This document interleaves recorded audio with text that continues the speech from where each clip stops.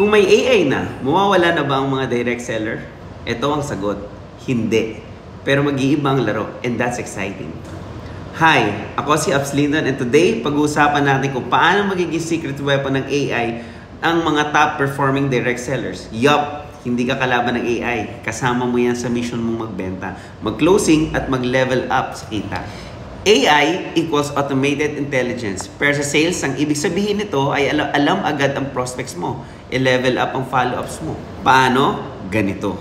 Number 1, AI helps you know your buyer better. May mga tools ngayon tulad ng chatbots, CRMs, at AI-powered email assistants na nagbibigay ng insights kung sino ang interesado. Sino nagbabasa ng messages mo at kung sino ang ready ng bumili. Hindi mo na kailangan manghula.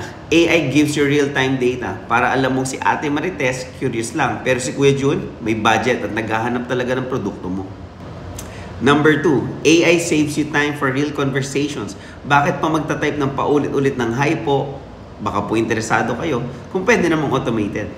Use AI to send your first messages, reminders, and even suggested responses so you can focus on what matters most, building trust and closing the deal. Number 3, AI helps you follow up like a pro. Minsan kaya tayo hindi nakakabenta ay dahil nakakalimot tayo mag-follow up. AI-based tools like reminders, smart scheduling, and predictive messaging. Nagsasabi kung kailan at paano ulit kontakin ng buyer. Alam mo ba, studies show that 80% of sales require 5 follow-ups. AI makes sure hindi mo yan makakalimutan.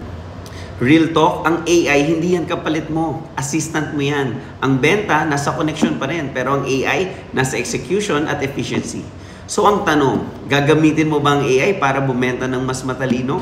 Kung gusto mo pang matutunan kung paano gamitin ang AI tools sa direct selling, follow mo ako at i-share mo na rin sa team mo.